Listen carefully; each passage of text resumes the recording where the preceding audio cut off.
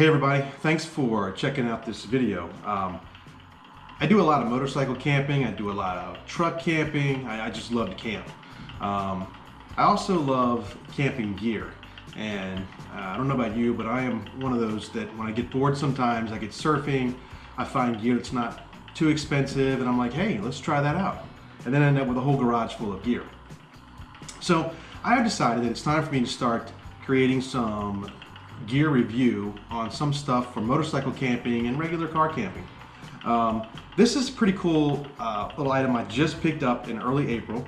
It's called the Firefly 9-inch portable grill, and it's basically portable for camping. Not so much maybe for motorcycle unless you are camping on something like a big full dresser Harley or a BMW sport model, or I have a Victory Nest Magnum, and this will fit no problem.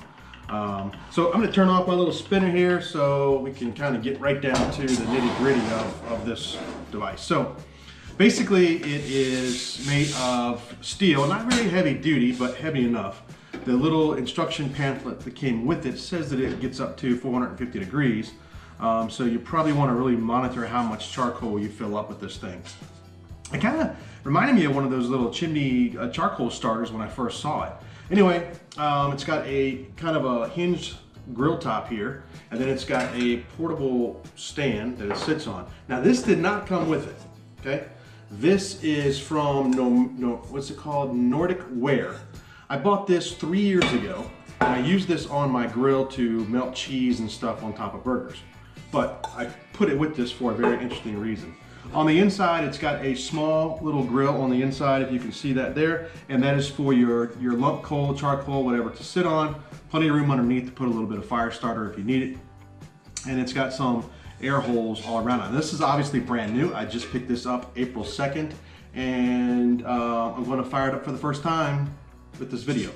The only thing I don't like about this grill is when you put it on its stand, it seems to be very sturdy.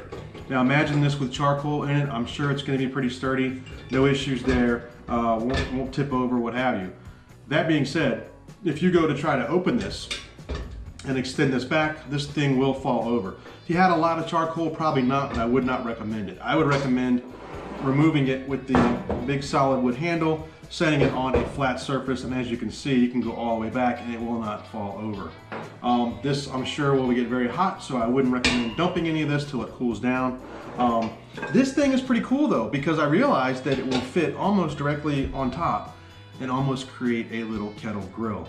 A little bit of a gap all the way around, so it would let some of the heat out of it, but it would capture enough to melt, properly cook the interior of a chicken breast or something like that. Gonna try it out. We're gonna sear a steak on this in a little bit, and we're gonna use this just to see how well it keeps heat inside.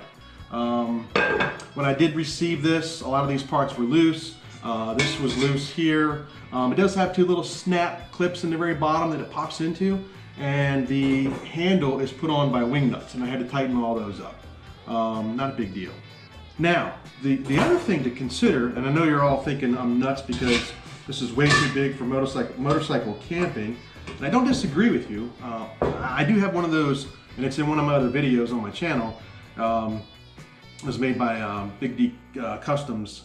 It's a rack that slides on a hitch behind my motorcycle, so I can fit some extra gear on there.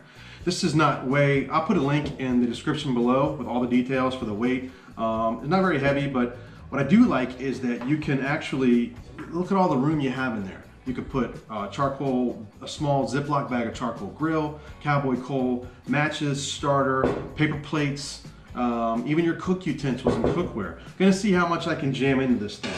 And this little Nordic Ware cheese melter I bought off Amazon. Don't know if I said it, it was $6.47. Will fit right on top. And then you even have more room on top of there that you can use to separate from other gear. The only thing you can't do is secure this. You could take a little bungee, put a little bungee from here to one of the holes, maybe do some wrap around it, maybe tie something, I don't know, be inventive. But that is pretty much the Firefly. It did come with a little safety precaution booklet, and I will dub the voiceover with that momentarily. And I think from there, that's pretty much the design. It does have a raised F with a little flame on it on the side here on both sides, and it has the painted on F with the flame for Firefly on the back. Compact, I like it. Let's see how well it grills a steak.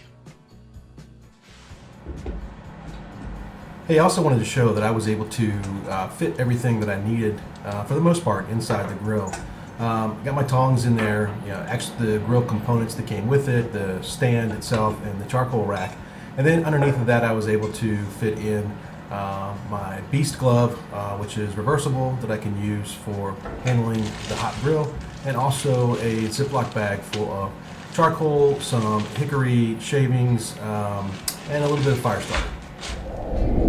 So speeding the process up here, you notice my left hand never leaves the actual rim of the grill, because if I let go of it, the whole thing would have fallen over. That is one thing I do not like about the grill, is it is very unstable. Once the charcoal was in there and everything was loaded up, it was stable, it was fine, it was good to go.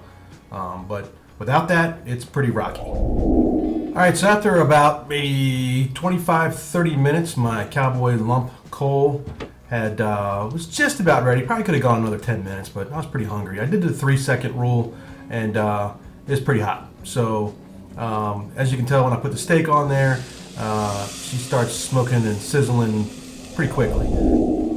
So about 4 minutes has gone by, and I've already flipped the steak. Got some pretty good char on one side. Would like it a little bit crustier, but beggars can't be choosers. Overall, the grill's doing a great job.